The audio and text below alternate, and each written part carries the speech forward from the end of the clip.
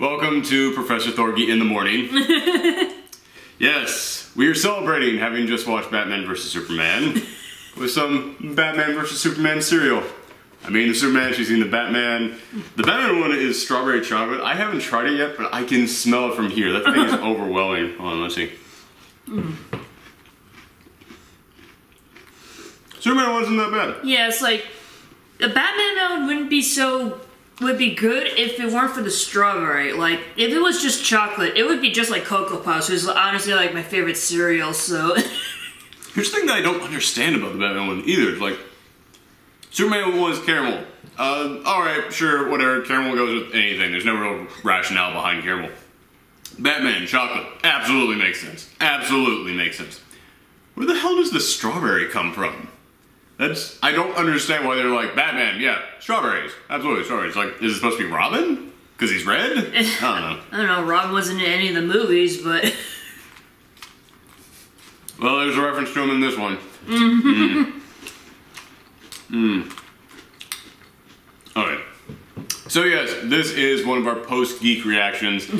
It's the show where we just have an open and honest discussion about the thing that we just watched. And full spoilers are on, by the way. This is not my review. I do have a review coming up, and the review is written out. I sat down, and last night, as soon as we got back at 1 a.m. in the morning, I started writing. I stopped around 5:30 a.m., went to bed, woke up, wrote for another 2 hours. This is the thickest script I have ever come up with for one of my reviews, and I'm still writing. So I don't know if this is coming out first or if the review is coming out first. But the actual review that I put thought into, and actually laid everything into, and is spoiler-free, is coming out later. So if you want to see that, and you don't want to be spoiled, then click off this now, and just wait for that actual review. But I should also say, there are a lot of people out there who like this movie. There are. I saw it all over Twitter. I saw it on review sites. There are a lot of people out there who like it. And if you like it, then that's awesome. I'm not going to try and take anything away from you. I'm not going to tell you that you're wrong. I'm not going to tell you that the way that you feel doesn't mean something to you. Not at all. Yeah, like, I will say, you should turn this off now, because you will not enjoy the rest of this video. So don't sit here and watch this whole thing just so you can complain at the end. I gave you warning. Alright? That was your warning. Yeah, this is a post-reaction video, not a video telling you that your opinions are bad and ours are better. These are just our honest opinions, as I sadly sit here and eat cereal. Yes, I should... It's already starting to turn the milk chocolate. That's all this thing does. It's just like... That's all this movie did. Your milk is the cinematography of this film. You threw Batman in there, and it just slowly turned everything darker. This is literally our breakfast, so... Yeah, I was not lying when I said this is Professor Thorgy in the morning. This is, we just woke up, and I was like, I didn't want to record our reaction last night as soon as we got home, because the acoustics in here aren't that good, and I might end up shouting about a couple of things, and I didn't want to wake up our neighbors. So I was like, alright, let's wait until the morning. And when I got out of that theater, my first thought was, okay, when I saw Man of Steel, I looked at it and went, okay, this isn't for me. It's not really the type of movies that I like, but I can see positives in it. And overall, just judging it as a film, it's okay. And it took me about a week of really thinking about the story of it, and just the characters and the acting and all that, and just thinking about it and realized, it's not that it isn't just for me. I don't think this was a good movie. I didn't have that problem with Batman vs. Superman. I knew the second I got out of that theater, this was terrible. This was crap. It really was. And I thought, oh, okay, well that's just my immediate reaction. I had time to sleep on this, and as I sat down and just started writing all my thoughts out, and I just kept writing and writing and writing and writing, I got angrier and angrier. Like, I went from, okay, it has positives to it, but it's not a good film, to, I've forgotten most of the positives. The positives are like that. And the negatives are everything else.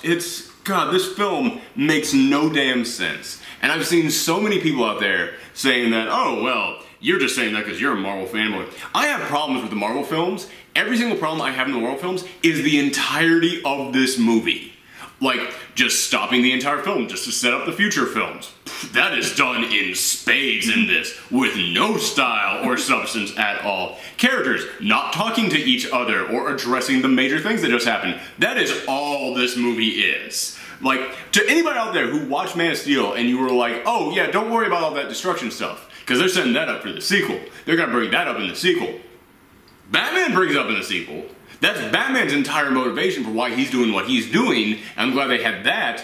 Nobody else mentions it. Batman mentions it. Lex mentions it kinda in passing. Like, you think that's his motivation for why he's doing this? Then he does it because he hates gods. Then he does it because his dad beat him. And then at the end of the movie he does it because he knows that Darkseid is coming, which there is no setup for him being able to know that at all. But aside from that, and one guy who lost his legs in the attack, nobody else really brings this up. And they are about to bring it up in a court hearing. They are about to address it, and then the whole building explodes before Superman can even say a single word about what happened to Metropolis. And then that's it. They never bring it up again. That was it. To everybody out there who was like, no, don't worry about Man of Steel. Trust me, I like what they do with Metropolis because that's the setup for the sequel. It is not. Superman never once mentions the stuff that happened to Metropolis. Superman just doesn't care in this film. And that is not me coming in and saying, oh, how dare you do this to Superman. No, that's just bad character work. That is just bad writing for a character. You do not do that to a character in which they do these major things and then don't care about. The movie begins with Lois Lane going out to Africa to interview some warlord. Then all of a sudden, like, the hired goons that the warlord has turns and kills all of his guys right after Superman arrives to save Lois. And then someone from that African village comes in and goes, oh yes, but then the government came in and all this worse stuff happened. Killing those warlords made our life so much worse, and it's all Superman's fault. I don't think Superman cares at all. I don't think he's even answerable to God. And that's the first thing I got planned. Everybody who's out there is like, oh, well, you just hate that this movie's being serious and dark. No, I'm totally fine with darkness. I just watched all of Daredevil Season 2 in the span of like 2 days. I love some dark superheroes. This is bad darkness. People were laughing at some of these lines. People laughed at that line, and there's another line like 5 minutes later that Amy Adams says that's supposed to be this very serious moment and very contemplative moment, and someone behind me literally shouted out, what the hell does that even mean? You heard him, right? Mm-hmm. Yes, okay, this happened. But, okay, then these people, the reason why Superman is being brought up on court hearings is not because of what happened to Metropolis, it's because they say, oh, he murdered all these people in Africa and he doesn't even care about the ramifications. And first off, these people were murdered by bullets, so they think Superman did it. I'm gonna let that sit for a moment. Maybe he has bullet vision. Yeah, exactly. He has freezing bullet breath. Those were ice bullets. He just shot them out like... Jesus, this is dumb. And this is 5 minutes into the goddamn thing, alright? Oh god, it's so dumb. But, again, that's the reason everybody's mad at Superman in this. If by 5 minutes in you mean after the 30 minutes of Man of Steel reenactment and shit. I will say though, I do think that they captured how horrifying that battle must have looked from the street view. They did do that, and those are my problems with Man of Steel is that they kind of ignored that. In this one, they do capture it well, so I will give them that. However, then it goes into a dream sequence from Batman. And I was honestly watching this thing, and I was like, oh my god, I'm gonna eat so much crow. All those critics were wrong. Like 2 minutes into this thing, I was like, they were all wrong. This thing, it's looking so good right now. 2 minutes into this, those hopes were immediately dashed when bats start lifting Batman up to heaven. Like little Bruce Wayne, after like, yeah, it was a flashback, so like at the funeral of his parents and everything, and you know, he runs off, he falls into a cave, there's all these bats, they start flying out, and it's like, oh, that's cool, that's you know, true to the origin and everything, but then the bats start lifting him off the ground, like, starts flying. And I'm just like, what the fuck is this shit? Not just us, I heard people laughing at that. Yes, people were trying not to laugh at that part. And then it turns out it was a dream sequence. It did turn out it was a dream sequence, but here's the problem. There's so many goddamn dream sequences throughout this entire movie, and they're all ridiculous. And this entire film is shot so stylistically, and I'm fine with a film being shot stylistically, that's really cool if you can pull that off. But everything in this goddamn movie is shot like a dream, so when he actually does have a dream, it's like, oh, this is actually happening. And then when it turns out it wasn't happening, it's like, well, then it didn't feel different at all than the rest of this entire movie. This entire movie feels like it's just one big dream sequence to the point in which I swear to God this happens. He has a dream sequence, wakes up, and he's in another dream sequence. It's fucking Inception. It was. Everybody talks about how Man of Steel was Zack Snyder trying to be Christopher Nolan. He Inceptions Batman in this film. I gotta take a break just to eat. Editor, slowly zoom in on my face while sad music plays.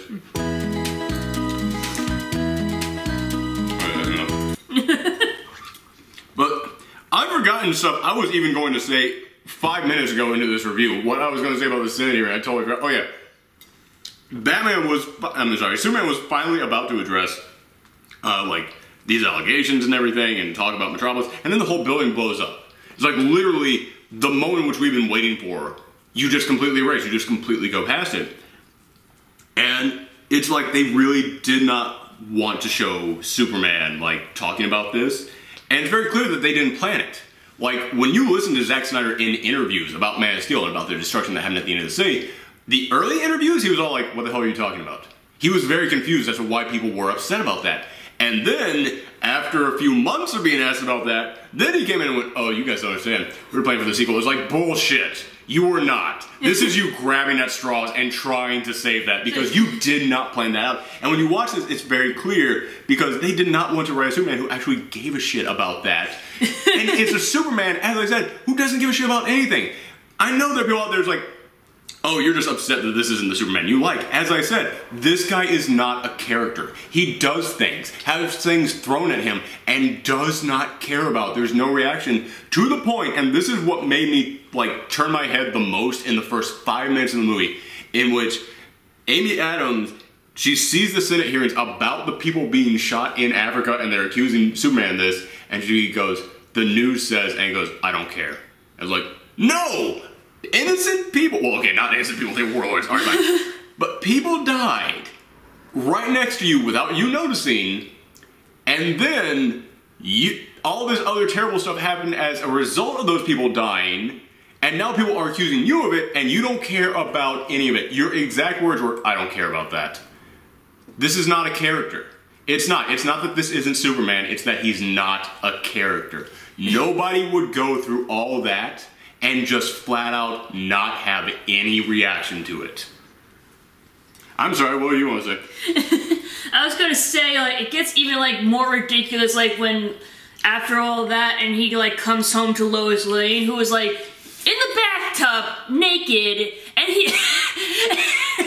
During this entire conversation, she's like... I guarantee you, the R-rated cut that Zack Snyder was bragging about, there was probably a nipple or something in there, because it's like, Zack Snyder, you fucking child. There's no reason for her to just be having this conversation naked right now. There's no reason for her to be in a bathtub. Like, I thought it was just gonna be like the stereotypical shower scene, but it just went on, and then like Clark just walks right in, and he's like, oh hey, I bought you all this food, I'm gonna make you breakfast, and she's like, still in the bathtub, what happened over in Africa and everything like that, why did you go over there? And he's like, oh, I don't care about those people, I only care about you. And that and then it gets even sillier because he jumps into the tub with her with his clothes on, mind you. It's supposed to be romantic. It is. It's supposed to be an act of romance. It's like, oh, here's me being playful and me trying to like lighten the mood. He's like a robot getting in there. He's like, must enter bathtub. Must feel affection. Must seem romantic.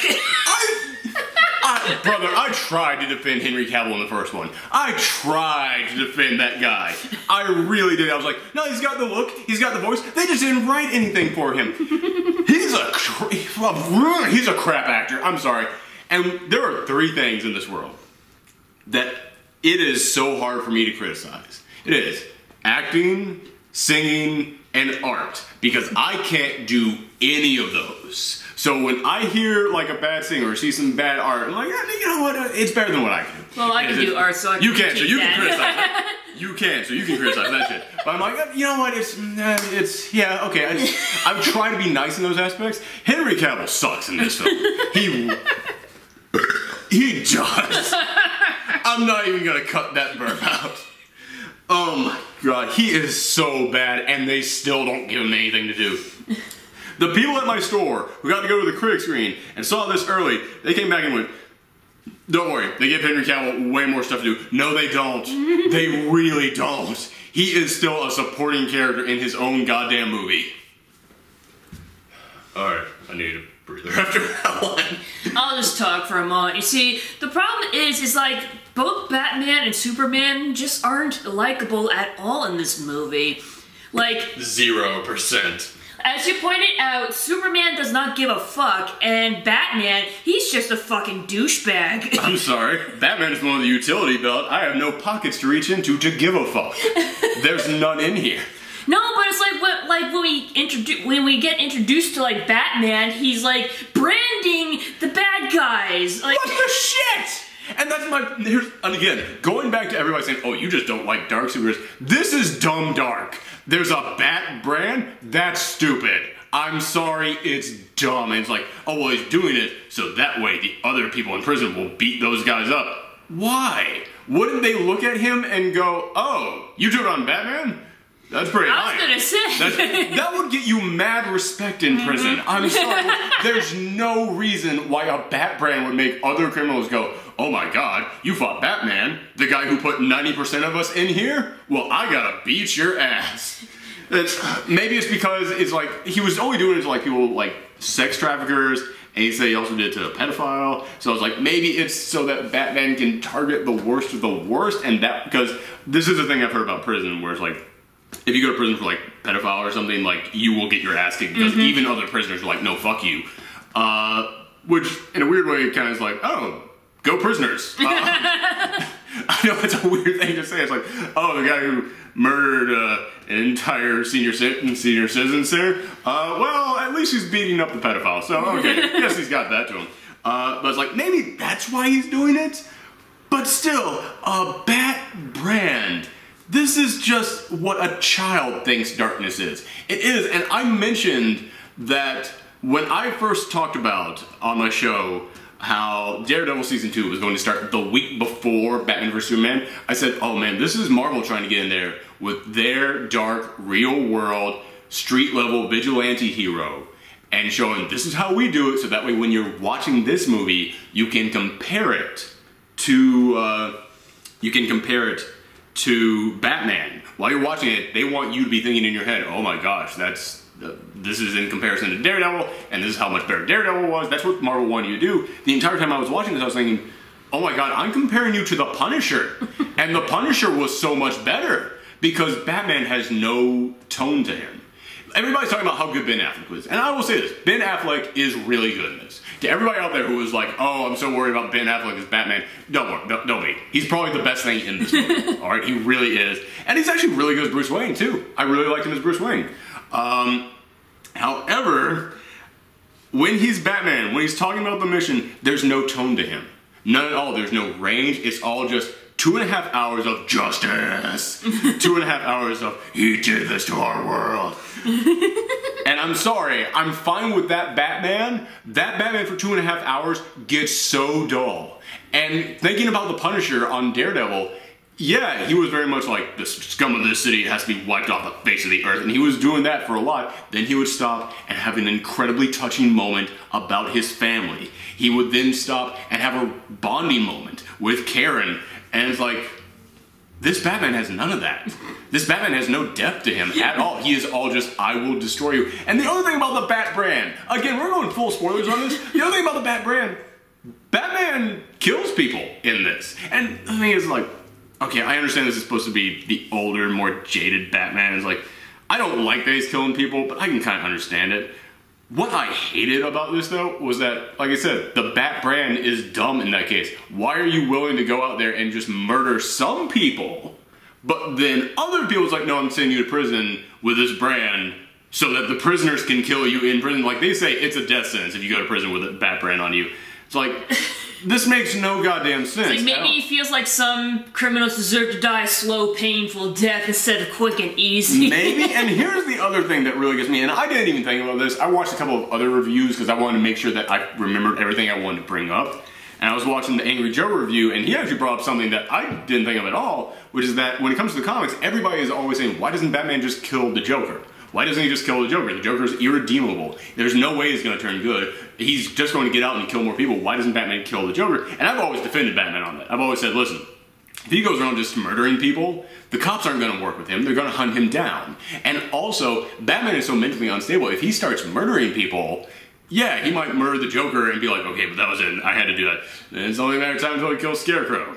And then it's only a matter of time until he just starts killing random thugs in the streets. Like, I understand why he doesn't want to kill the Joker. But in this one, he's killing people. So I look at Joker coming up in Suicide Squad, I'm like, why are you still alive? Like, we even know that he killed Robin in this. And I'm like, so, okay, if this Batman is willing to murder nameless goons, why is this Joker still alive? It doesn't make sense. They're trying to have their dark, gritty cake and eat it too.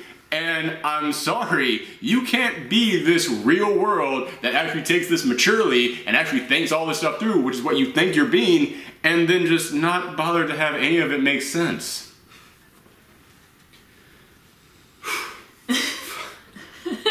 I have so much more I need to cover. Yes, we haven't. We're barely into this goddamn film. Yeah, exactly. Like, we were like busy complaining about Batman, how Batman and Superman are being portrayed, that we barely even touched on the plot. Oh god, the plot is the worst part.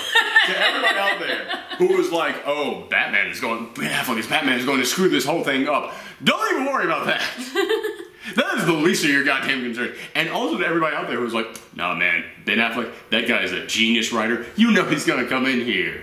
You know he's gonna come in and rewrite the script and make it really smart. No goddamn way did that happen. No way did that happen on this movie. And if it did, I wanna know who the fuck wrote Argo.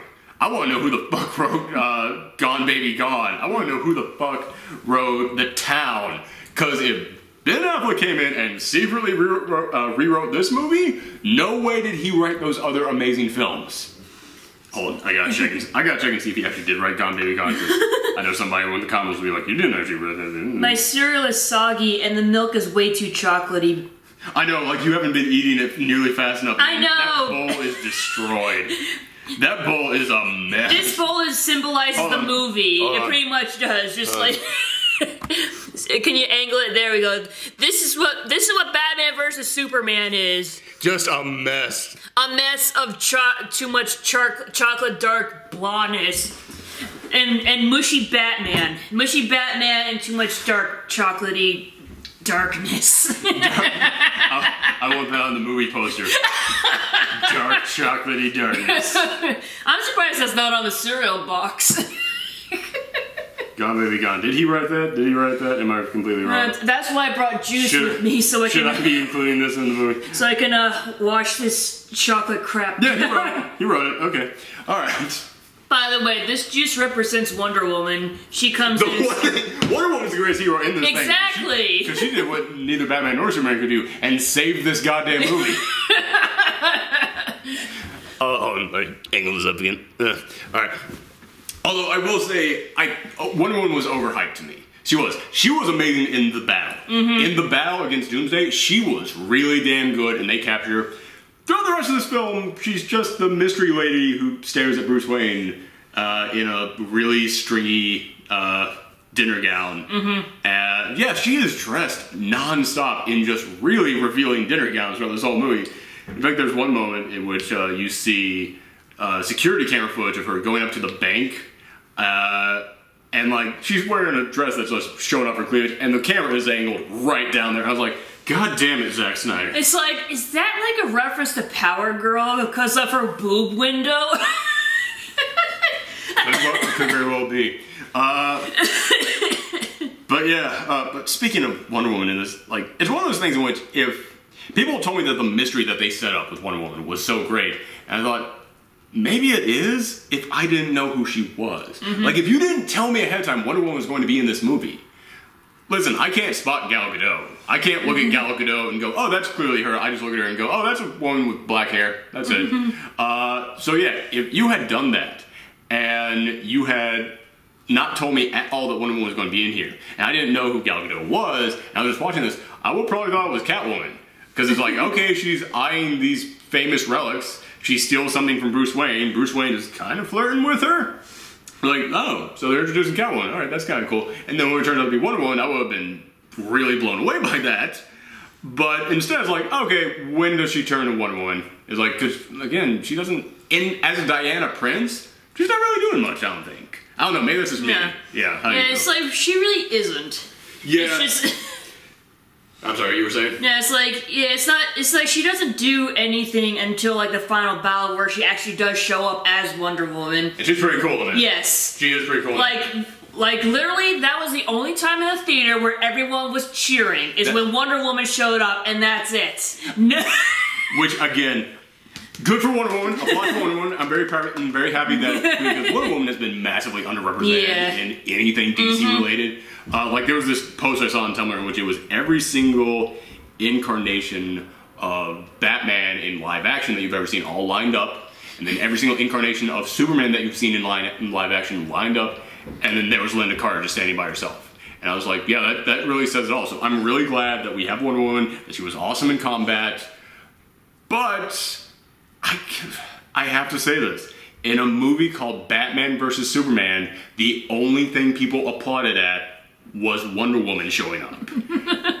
Throughout this entire movie, there's no laughs. There's a couple of chuckles at Alfred. And I gotta say, to everybody out there who's like, Wonder Woman was the best thing in this movie, Alfred was the best thing in this movie to me. Alfred and Wonder Woman were the best because Alfred was sassy. I love sassy Alfred. You know that meme out there of Alfred going, I've had it up to here with your shit, Master Wayne? That's this Alfred. Pretty much. It's awesome. This is my favorite Alfred. I will hands down say that. Jeremy Irons as Alfred nailed it. I thought that was great. That is something that will happily come here and say it was a great job. Jeremy, in fact, I'm actually excited for a Ben Affleck Batman film now because I was like, he's actually doing a pretty good job as this. He actually is.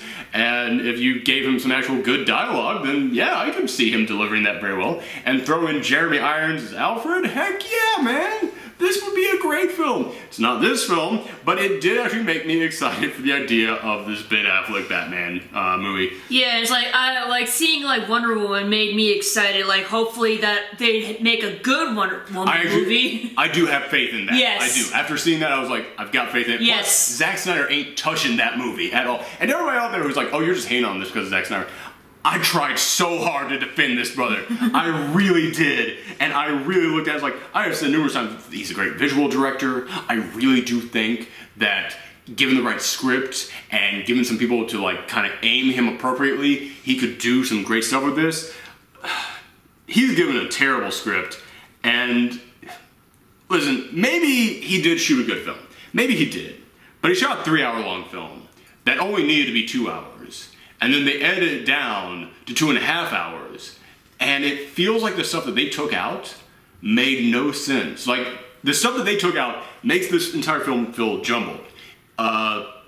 Because this film does not feel like, okay, this happened, which leads into this happening, which then leads into this happening, which then leads into this happening. It feels like just 3 different movies going on their own path, and we just every now jump to the next one. Yeah, pretty much. It's like a Rock Band controller is this movie. It's just this string, this string, this string, this string, this string. And it's like, no, it's just going back and forth, man. And it's like the whole time I'm just sitting there, it's like, how is everything gonna tie in together? That's pretty much it. That's for the big problem with the plot. Is like, everything has all these loose ends and none of them really get tied up.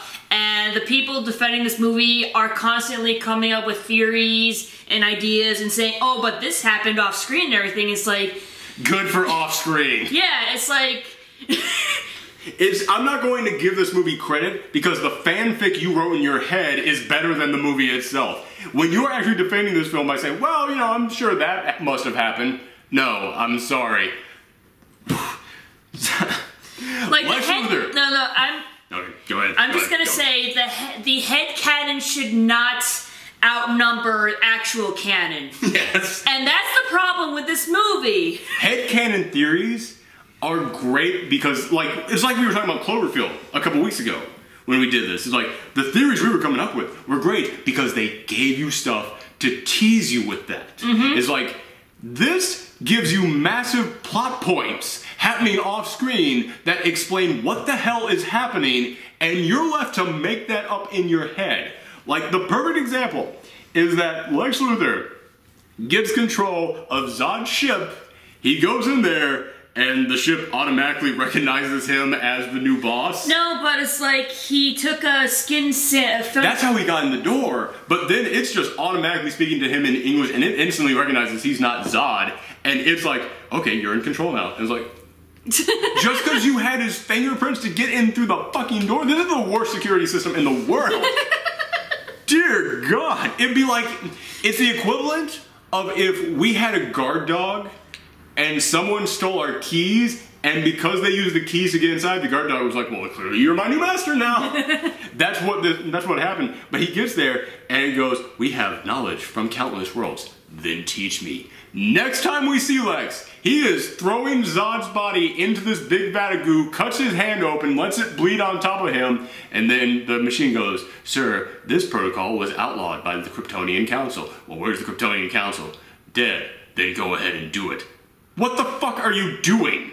What does this have to do? Where did we learn anything about what you're doing? There's no step for this. And then later on, he goes, yes, the Kryptonian behemoth, reborn. Where the fuck does that come from? Apparently that was all off screen in the teach me thing. That's what it had to have been. Like, clearly he learned this from that, but it would literally be like if, think about Avengers. And I know someone's gonna call me a Marvel fanboy because I'm referencing the Avengers, but think about in the Avengers, when the Chitauri show up. Think about if that entire film was just Loki teasing the Avengers. She's like, oh yes, mine, yes. And then bam, Chitauri out of nowhere. Instead, that movie, it had him talking to this mysterious guy, had him talking to that mysterious guy's underling, it had him talking about how he has to open this portal, about how he's going to get this force to invade the Earth. Like, it has them setting all that up so that when it shows up, it's like, oh my gosh, this was the master plan that has been getting teased this entire movie. This thing, it was literally like if they went, oh, Loki's over in Europe. We snatched him up. He's on the ship. He's free. Chitauri. That is what this is the equivalent of. In fact, fuck no, that's not the equivalent of this, because then I put 2 interactions with the team on there. He only has 1 interaction with Superman throughout this entire goddamn movie. And this film is edited so jumbled together that whenever Lex interacted with someone, it was like he had met them numerous times before, and they had a history, and it was the first time he'd ever interacted with them, and I'm like, did they do something off screen? Or are you literally saying to us, you guys know who Superman and Lex Luthor are, right? Yeah, we don't need to set any of this up. Honestly, like, Lex Luthor reminded me of, like, Johnny Depp's version of Willy Wonka. Oh, fuck! Oh, fuck. Because the entire time, I've heard so many people say, I could have seen him as a Riddler. He seemed like he was playing the Riddler. To me, he was playing Arcade from the X-Men. That guy with the giant bow tie and the white suit, and the guy who builds giant murder death trap wonderlands. I was like, he would have made an awesome Arcade. Oh my god, you're totally right. He's the evil version of Johnny Depp's Willy Wonka. He is exactly that. Fuck. Fuck. And to all you people out there who are like, no, he's gonna be great in this, because did you see The Social Network? He's so great in that. He's terrible in this. And it's not, oh, he's a terrible Lex Luthor. It's that I don't want to watch you on screen. It is not, oh, you're not the character I wanted you to be. It's, you're a bad character. You're an annoying character.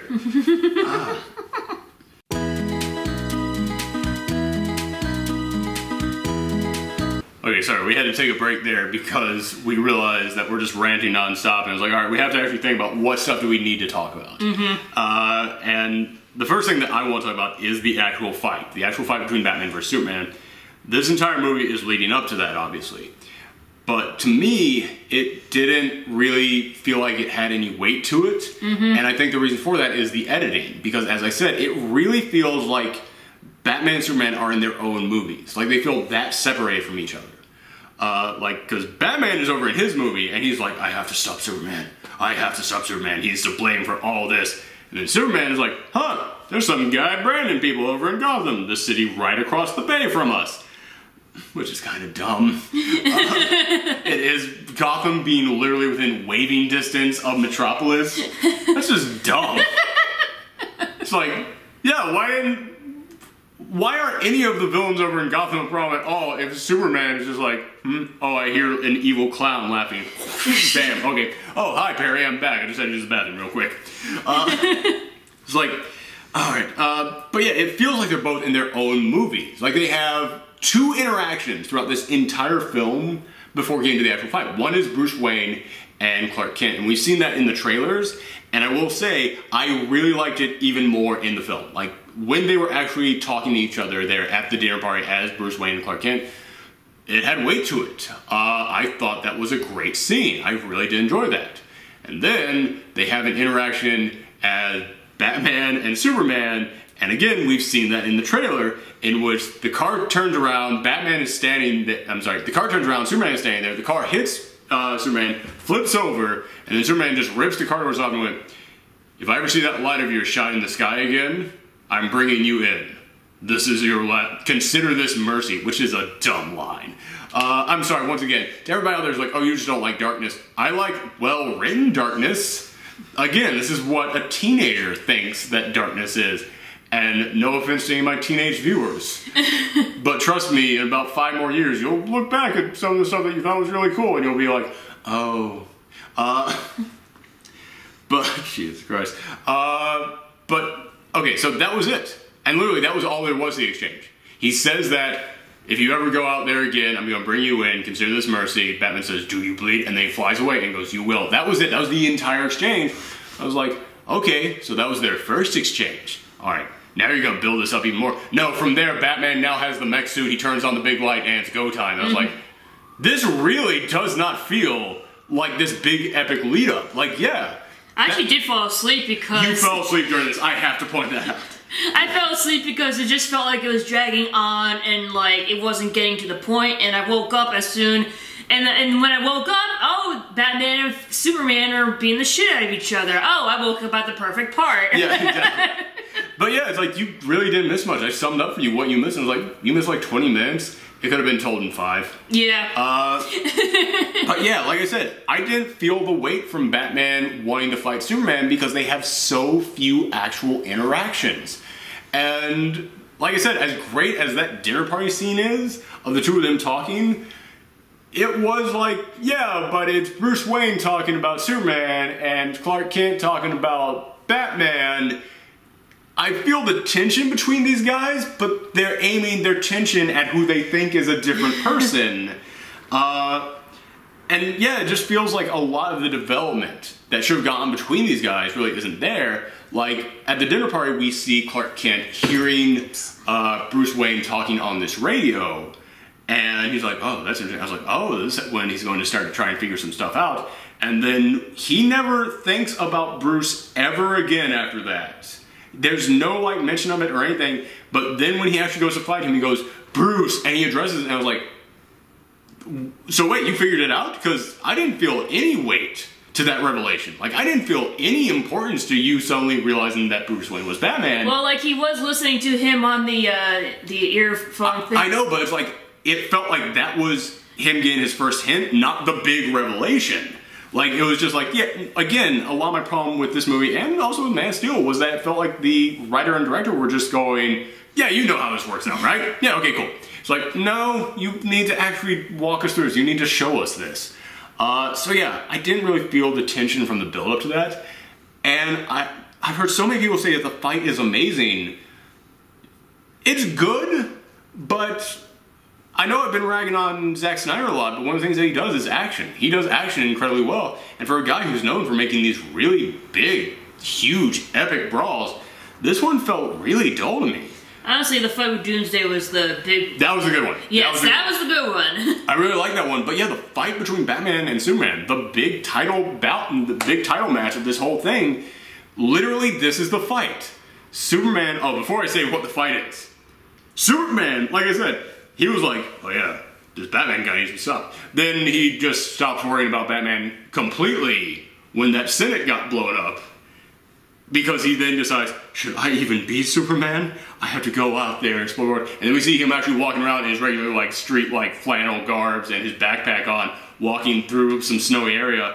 And I was like, you did this for an entire movie. We had an entire movie of you walking the earth, trying to decide what to do with your powers. Do not tell me that at the first sign of a problem, you are going to immediately do that again. It was so lazy. It was them just not knowing how to write Superman. It's like, this is the one thing I know that Superman does. Let's have him do it again. Like, that was it. But anyway, so then he just completely stops caring about Batman. Batman doesn't come up at all in conversation. And then, like, Lex Luthor discovers that Clark Kent is Superman. I'm going to assume because it was on that ship. Again, the revelation of him learning this would have been a great scene, would have showed a great character moment, would have been a great, like, evil moment. We didn't see it. Yeah, the ship that contained the kryptonite and everything, or? No, the ship that, like, he was morphing Zod's body on, like that one's, like the one where he goes, teach me. It's like, okay, I'm guessing there was information about Clark on that. Oh, okay. That's, again, we're assuming all this. Yeah, but, like there was another ship, an actual like boat. Oh yeah, yeah, the white Portuguese. Oh my god. Oh no, I thought you were talking about the other alien ship, the one that in Man of Steel Superman blew up in the ocean. That ship is still just sitting there in the ocean, loaded with all this dangerous alien technology. No one is like patrolling that. No government came in and snatched it. No, like it's so funny because it's like you see like all. Like, it crashed in the Indian Ocean, so you see, like, all these Indian people just, like, hacking into it and, like, selling whatever they find on the black market. A little kid rips a part of a spaceship off with his bare hands. It's like, here you go, mister! And then, of course, Lex Luthor is like, thanks, oh. Kid. So dumb. So dumb. But yeah, okay. What was I even saying? That's the problem with this movie. There's so much dumb stuff. It keeps getting me off course. But yeah, that's the problem with the movie. It never was on course in the first place. But okay, so he learns that Superman is Clark Kent. And then he kidnaps his mom and Lois Lane. He shoves Lois Lane off the building. And then Superman comes, saves Lois Lane. And then he comes up and says, I can bring you in without breaking you. Which again is a dumb line for Superman to say. And then he just shows him all these pictures of his mom with Clark written on her head, and like she's crying, so like mascara's running down her face, and she's like gagging. And I was like, this really feels like the Killing Joke. Like people have been saying he's trying to play the Joker. This felt like a Joker move. But he's like, okay, you have 1 hour to kill Batman, or else you have 1 hour to kill Batman, or I kill her. And the whole time I was just like, why do you want to kill either of these guys? Like Superman, I was like, okay, he destroyed part of Metropolis, although you never really lean into that much. You vaguely mentioned that that's the problem with Superman, but the whole time it seems like you have other motivations, and then it's revealed that you want to kill Superman because your dad beat you? Makes no goddamn sense. But what's your problem with Batman? I don't know why you want to take Batman down. I was like, no, you gotta go and kill Batman. But I'm assuming they want him to kill Batman because he left the kryptonite there for Batman to find so that Batman could make a weapon to take out Superman. Something like that. That was, yeah, it's so convoluted. I was like, okay, so you led Batman on this trail so that Batman could find this kryptonite, so that Batman could make a weapon to take down Superman, and you've been egging on Batman with these fake notes so that he would want to take on Superman, and then you tell Superman you have to fight him. I guess it's just so that he can try and get... He wanted him to kill Batman because he knew Batman would kill him. That's all I can think. Which again, they never even really explored his problems with Superman's or why he would want to do that in the first place. But, alright, so he goes there, meets up with Batman, and he immediately just goes, Bruce, I need your help. And I was like, again, so you did learn this, alright? That should have been a huge revelation. Like, did you ever watch the World's Finest animated movie? The one that was the Batman the Animated Series and the Superman animated series where they finally met? I don't think if I did, it was a long time ago and I forgot. The moment where those two learn each other's secret identities is so much bigger and more important. Alright, but yeah, okay, sorry. I don't want to compare this to other better things. I want to judge it for what it is.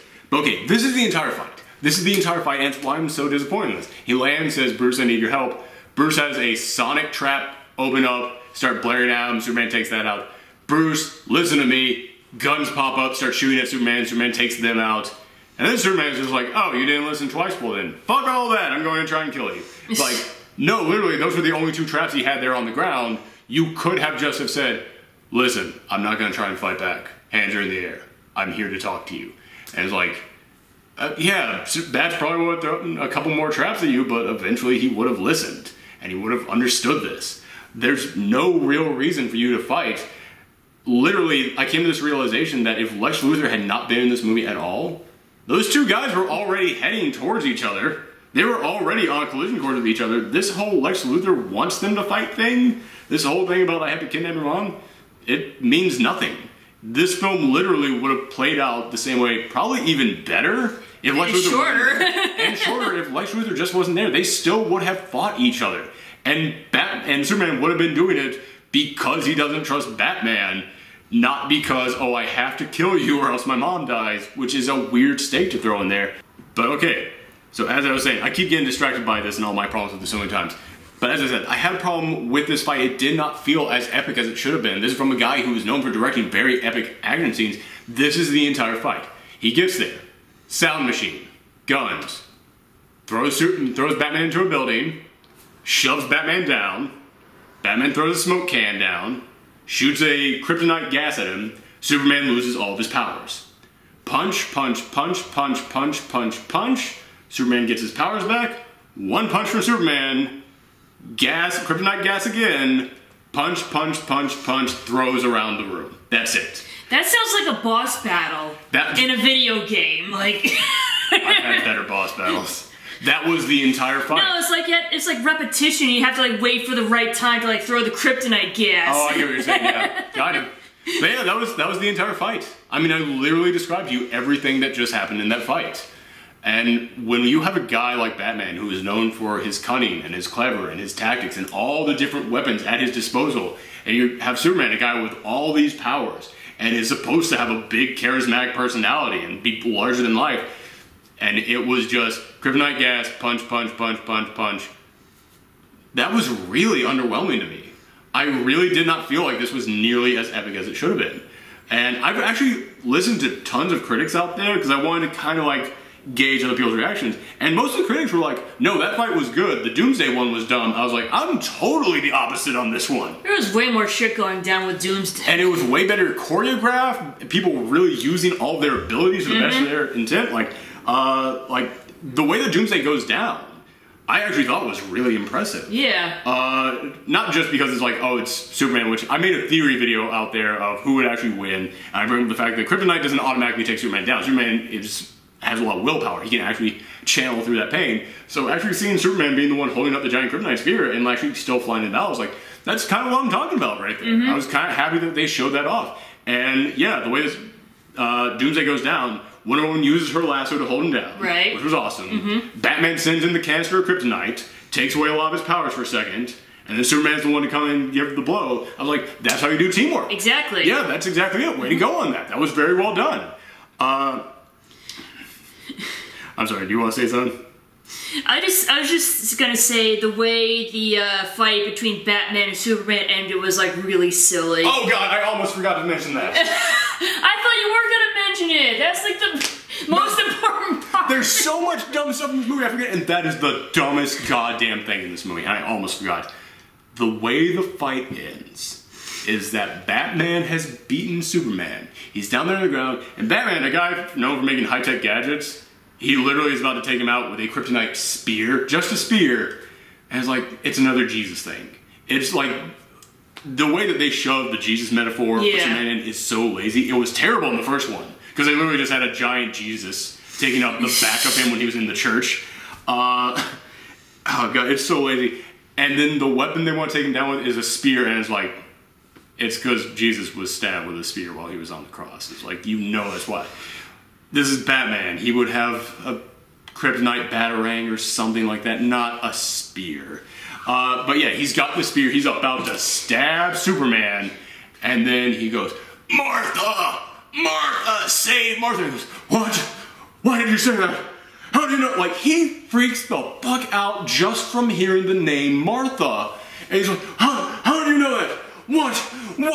God, like, he's turning into Mr. Hyde. He is like having like, what's happening to me? And then Amy Adams runs in and goes, it's his mother's name.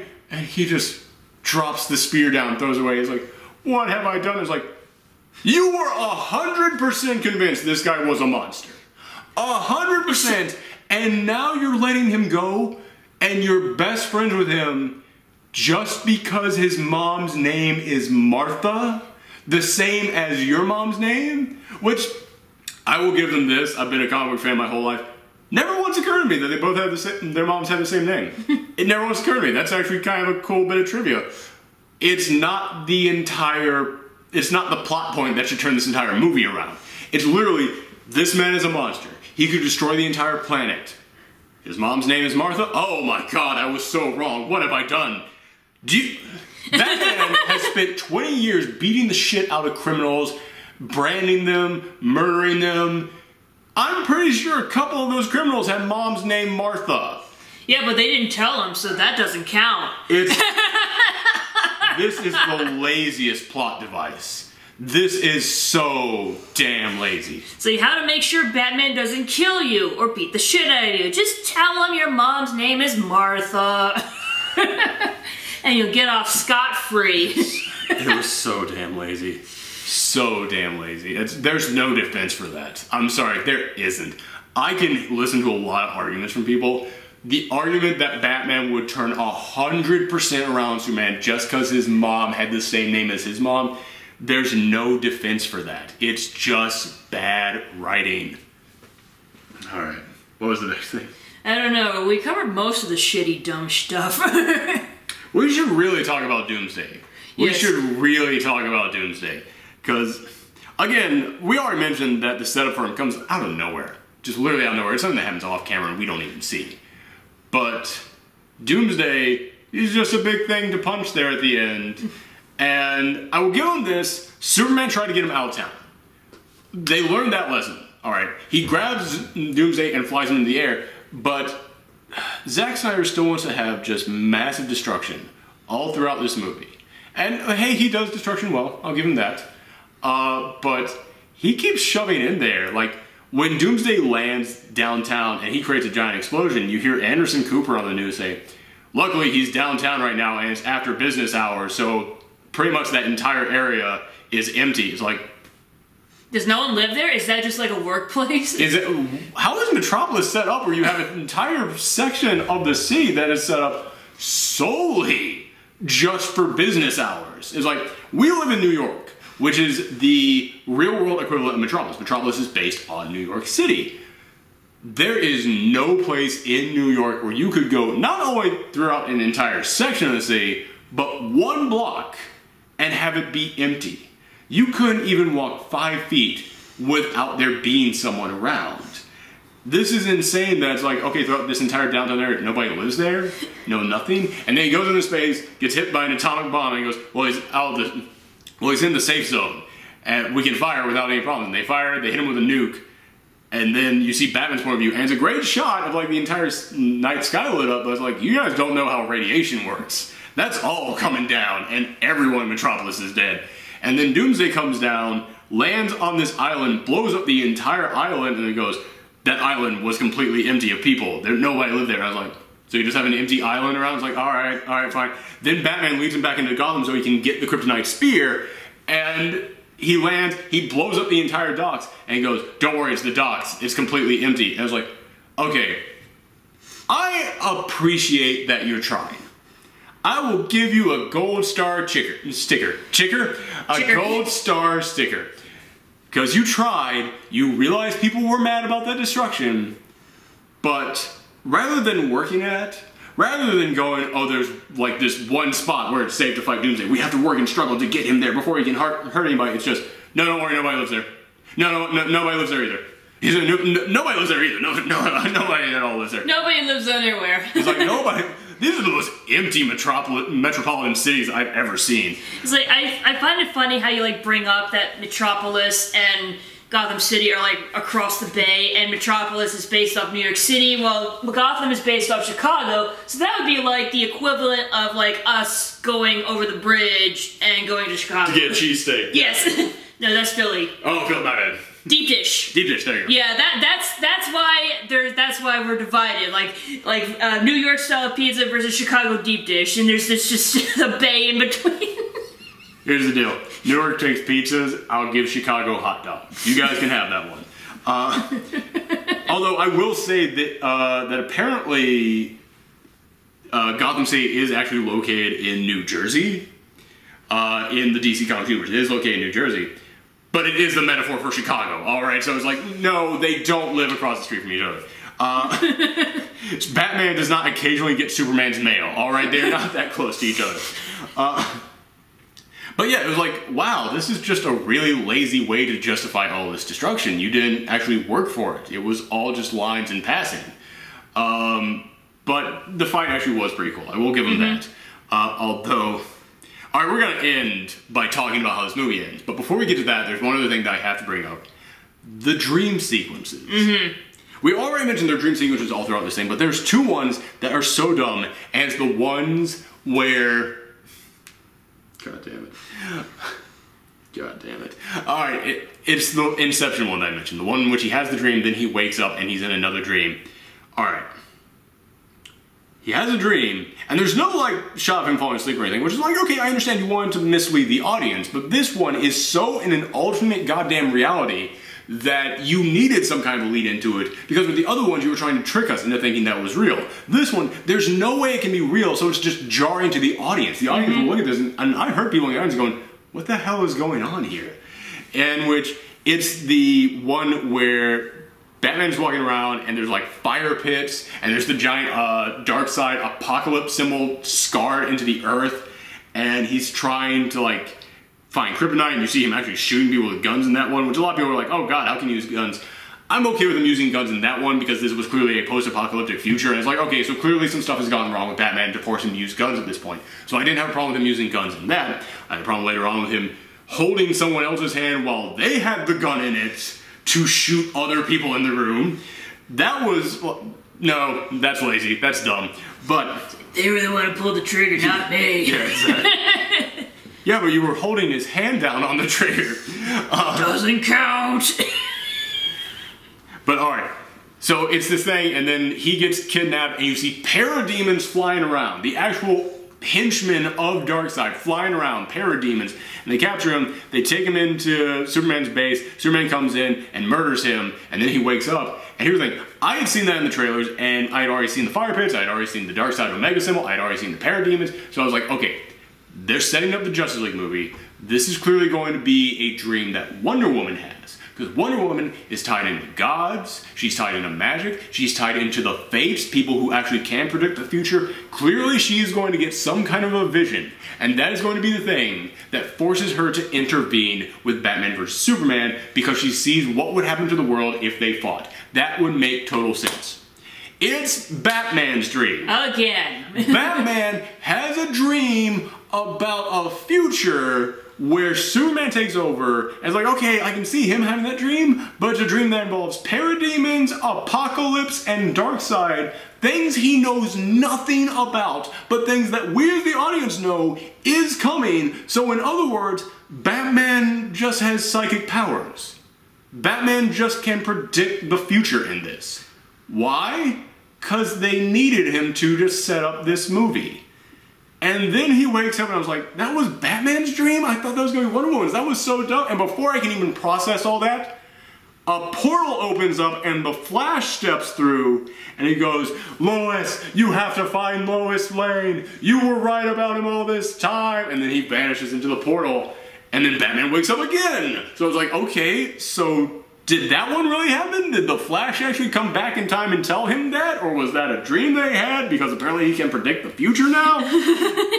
And it's like, okay, but I thought that it was in reference to this movie, that he was going to have to do something, that Batman was going to have to save Lois, and that was going to be the thing that convinces Superman that Batman is okay. And instead, no, it definitely doesn't apply to this film. It had to have been them setting up something in a future film, and all the people out there who was like, oh, if you're hating on this film, you're just a Marvel fanboy. Marvel fanboys hate how these movies will so often just stop right in the middle just to set up stuff for the next film. This is done with less tact than any of those films, and if you're coming in here and defending that, I'm sorry, but you're watching this with blinders on. You're so like, yeah, screw those Marvel fans, that you are accepting the things that even Marvel fans don't like about their movies just because it's in your movie. It's like the Flash just shows up, I'm here for my cameo. Oh, and don't forget, Justice League movie, bye. It's like, he literally, when he was screaming out, Lois Lane, find Lois Lane, he might as well have been shouting, Justice League 2017, buy your tickets now! And then, again, Batman just wakes up and he's like, oh, that was weird. And I was like, do you have no questions about what the hell that meant? You're not going to Google Lois Lane after that? Find out, oh, why could this have anything to do with Lois Lane?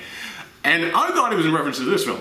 I thought it was like, okay, he has to save Lois Lane in order to, like, save the day, in order to protect all this. Like, no, he has zero interaction with Lois Lane. Meaning he was setting up something for a future film, and they're setting up massive details. Like, this makes the whole Thor Infinity Gem dream sequence from Age of Ultron look stylish and smooth instead of just jammed in there. This is crammed in. I just shouldn't have made that motion. But that's what this was. You all know what motion I just made. That's what this was, this scene. And that's what this movie's done to us. Go ahead, what was the last thing that you want to talk about? There's just something that I'm kind of curious about. Maybe you know the answer since you're more knowledgeable about DC Comics and whatnot. Like, at the end, you know, when, you know, Superman dies and they have a funeral and everything, and Lois, like, picks up dirt and she throws it and onto his coffin, and then the dirt particles start floating up, and then it cuts to the credits. What was that about? I know that I'm assuming that Superman isn't really dead, but I don't know how floating dirt particles have anything. That was from Man of Steel. That was from Man of Steel. It didn't make any sense in that either. But in Man of Steel, when Superman flew for the first time, he was doing the superhero landing thing where he had like his fist on the ground, and he was arched down, and then he like slowly, like the tiny pebbles around him started floating up in the air. And like, so clearly his flying powers lift other small things around him. Yeah, I don't know. Or maybe it was the pressure that he was putting onto the earth was like causing pressure to force back out or something. But that's what that was. It's like in Man of Steel, when he flew for the first time, tiny rocks started to float up because of the pressure he was putting out or his powers. So that was it. It was like the dirt particles were floating up because they're trying to say, oh, he's still alive. And I was like, but that is actually the thing that I wanted to bring up. Oh, okay. This movie ends with Superman dying. Everybody was like, oh, it's The Dark Knight Returns. It's not really. Everybody at my store who saw this earlier was like, they're basing their entire cinematic universe on The Dark Knight Returns. Batman is mostly The Dark Knight Returns. Towards the end of this, he isn't so much Dark Knight Returns anymore, especially after Superman dies. But, yeah, Superman dies, and... fuck. Alright, so Superman dies. And, yeah, it's like, you just crammed in that entire storyline in like 5 minutes. Like this thing, which people should have been like tearing up at Superman dying. Mm-hmm. And I do think his death scene was good. Like I said, him actually charging in there with the Kryptonite Spear, it was like, yeah, it's showing like the lengths he'll go to, like how he'll push past that pain. Also, like Doomsday was impaling him. Impaling him.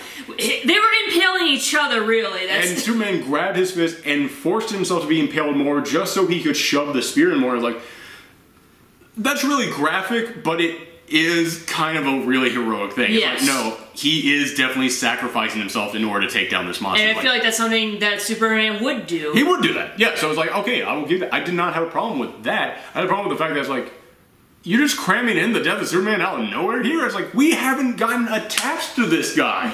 In the first movie, it was just, he barely spoke, just walking around the whole time. In this second movie, suddenly people love him. Suddenly the world is just totally cool with this Superman guy who just popped up. And we haven't really gotten any attachment to that. Like, you haven't made the audience love him yet. And if you had made him love him, the audiences would just be bawling. The audience should have been crying at that. Mm-hmm. And instead it was like, did you just fucking do that? You really just killed Superman in his second film? And again, this wasn't something that I even thought about. But I was watching that Angry Joe review and they brought this up. And it's a great thing to bring up is that this is his second movie. The second time we've seen Superman. He's definitely coming back to life. Mm-hmm. When he comes back to life, why am I going to care about anything else? we've already seen him die, and now he's back. And like you can do that once, in which he comes back to face an even bigger threat, and you can see that he's like learned some stuff about himself after all this that's happened to him and that. But if you have him come back and you fight Darkseid, all right. But then if you make Superman 3 and he's going up against Metallo or against Brainiac, it's like, who gives a shit?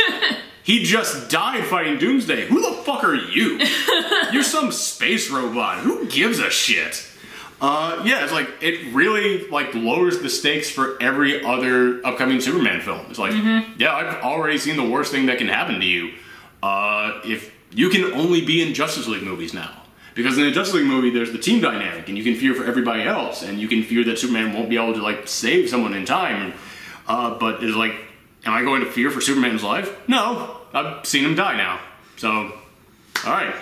And it also really made me think about the fact that Civil War is coming out later this year. And Civil War is a movie about a street-level superhero taking on one of the most powerful superheroes in the world, featuring cameos from almost every other superhero in that cinematic universe, in which that powerful superhero is possibly working for the government and is going through all of these legal procedures, and the government wants to step in and start regulating superheroes, and in the comics, it ends with one of those characters dying. This is the exact same goddamn movie, and if they have Captain America die in Civil War, audiences are gonna flip the fuck out because they know this guy, they've gotten attached to him, they love this guy from all these movies, they set all that up. And also there's a history between these characters. There's a history between Captain America and Iron Man. The fact that this is the first time that they're fighting, I was like, okay, it's the first time they're fighting. I do not have a problem with the fact that we haven't had 5 movies leading up to this, because this is a 2.5 hour long movie. If in that 2.5 hours, before you get to the fight, you actually set up these guys and raise the tension between them, then it will be a huge, impactful thing. They talk twice. Once they're not even talking about each other as far as they know. The other time is literally 1 sentence between each other. And then that's supposed to be some big thing. It's like, no. Literally everything I have seen in the Civil War trailer looks like it's going to be like this movie, but better. And I don't want to come in here and go, I'm a Marvel fanboy. I'm coming in going, DC, are you out of your fucking mind? Marvel has the exact same film coming out later this year, and the trailers for them alone are schooling you. God. Get your house in order, DC.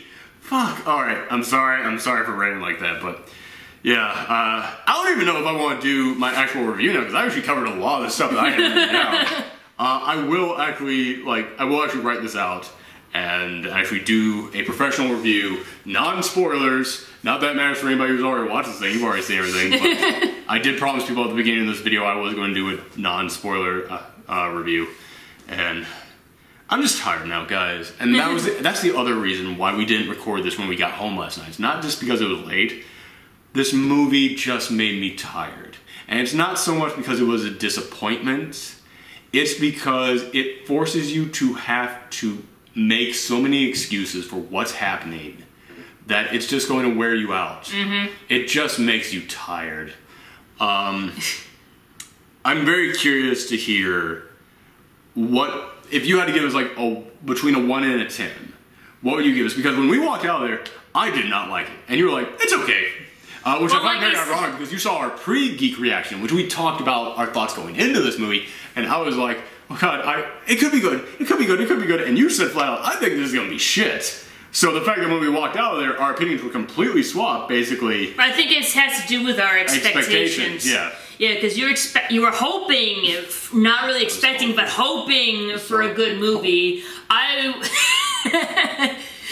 You were hoping for the best. I was expecting the worst. Yeah. And because I'm expecting a shit fest, I was like, oh, it wasn't as bad as I thought it was gonna be. So that's kind of why I went, meh. Okay, so yeah, 1 out of 10, what would you give this? I guess either like a 5 or a 4. I'm going back and forth between 2 and a 3. I don't know. I think it's just because, like, I just really enjoy seeing Wonder Woman, and and Alfred, and like they were honestly the best parts of this movie. It's like I will gladly watch a movie I'll fast forward everything just to see them. That's the thing. Is that, it's like, I feel like 2 is too harsh because like no, there are definitely things in here that are good. There are definitely things in here that I want that I would gladly watch again, but. You take all that, and it's like maybe half an hour if you compiled it together in a giant montage. Not even that, maybe like 15 minutes if you compile it together into one giant montage. Not the last time it was very long, like 20 minutes or something. And then you're left with, another 2 hours and 10 minutes. And I'm going with a 3. I'm going to give it a 3 out of 10. Alright. I will give it a 3 out of 10, yeah. It's... Alright. Yeah, that's... I'm so tired. I'm really tired from this. And I will say this. This is the other thing I want to talk about. And I want to see if it was just me focusing in on this or if you picked up on it as well. But we watch Marvel films as well. We go to see those. Oh, yeah. And after the Marvel films, how would you say the audience generally is reacting? Like when you see an audience at night when we walk out and they're all sitting there. Well, they're always like very excited and everything. They're always like talking about like their favorite parts and everything and like... and everything like that, but... Yeah, that's how that's kind of the feeling I always get from the audiences after I see a Marvel film.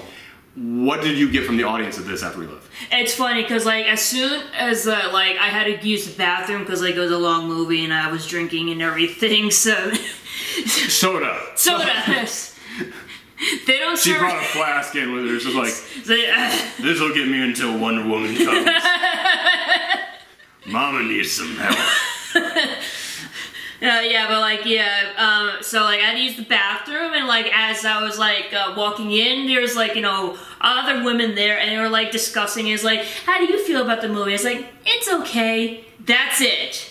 That's pretty much it. Yeah. That pretty much sums up the experience. As we were walking out of the theater after the credits ended, first off, people booed when the credits ended and there was no post-credit scene. Yeah. Everybody talks about how audiences applauded. Like, I heard, there's standing ovations going on around the country. We were in a theater of maybe, like, 300 people. I heard from, like, 3 people when this movie ended. Mm-hmm. I was like, yeah, you guys are exaggerating the standing ovation stuff, all right? That honestly sounds more like the slow clap, like... Good job. Yay. Maybe they were trying to do that slow building up 80s clap, but nobody else joined in. It's like, oh, okay, I'll show. Yeah, so they just ended up doing the slow clap instead. But when the credits ended with no post-credit scene, the audiences booed. Like, a large percentage of the audience booed.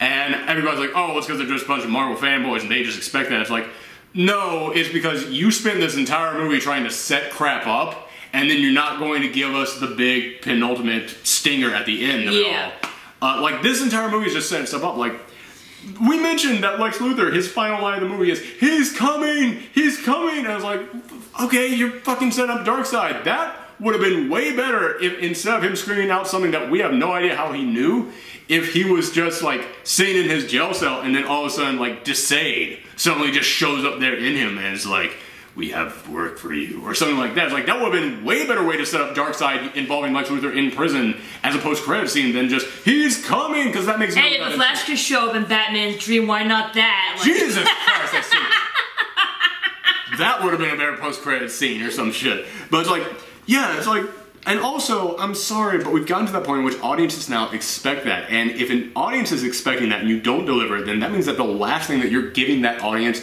is disappointment. But I will say, as we were walking out there, I heard so many people in the audience saying, yeah, I didn't have that high hopes anyways. Or it's like, it was okay. Like, that was what I heard everybody saying. Like, there were no cheers, there was no nothing. It was, it's alright. And I've heard so many people saying, oh, this is coming down as a big, like, the critics versus the audience, because the audience loved it and the critics hated it. Not the audience we saw it with last night. And yeah, I was standing out there waiting for you to come out of the bathroom. And yeah, the audiences were like, okay, so what was the deal with this? Like, it was just questions. There was no questions and disappointment. It was no excitement. It was no like, oh man, did you see that part? Oh my goodness, this was so big. It was just, all right, well, okay, so maybe this happened. And there were people laughing at how silly some things were. It was like, yeah. Yeah, like I said, the only legitimate time anyone got excited was when Wonder Woman showed up. And that was a damn good intro. What do you feel about Wonder Woman's theme? Like her theme? Like the theme song. I honestly wasn't paying attention to the theme song. Okay, because yeah, I kind of liked it, but it's like, yeah, it's okay. I don't know, I was too busy watching her kick ass to even notice the song, so... But it was like, I was like, alright, sounds kind of cool, I guess.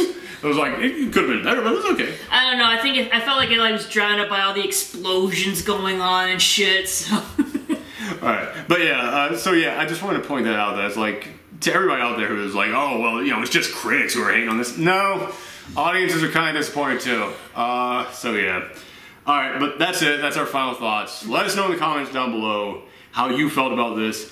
I think this probably will go up before my official review, so let me, which is going to be weird to put the spoiler up before the official one.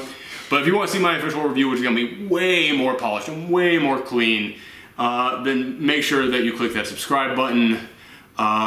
And let me know in the comments down below how you felt about this.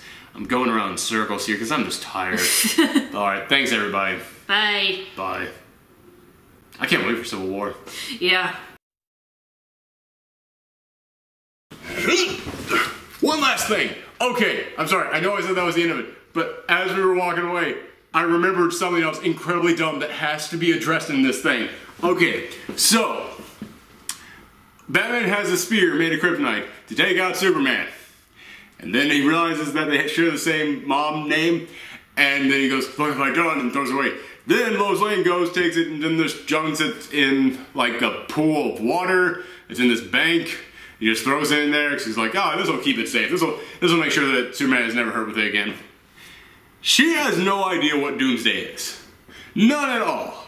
She doesn't know he's Kryptonian. She doesn't know why he's there. She doesn't know that kryptonite can hurt it. All she knows beforehand, before she even leaves to go and find Clark, is that something is going on in the remains of this giant ship. That's all that they know. And yet, with nothing else, she just looks out. She sees Superman fighting this giant mystery thing, and she instinctively goes, oh, let me go get that thing that will kill Superman. She has no idea that this will hurt Doomsday. She just instinctively knows to go and do it, and that's my problem with so many things in this movie. Why do people do things? Because they do. Because it just needs to be done. Yes? Are you done yet? Yeah, I think I'm done. Okay. I'm done. No, wait! Bye, everybody. Bye. Bye.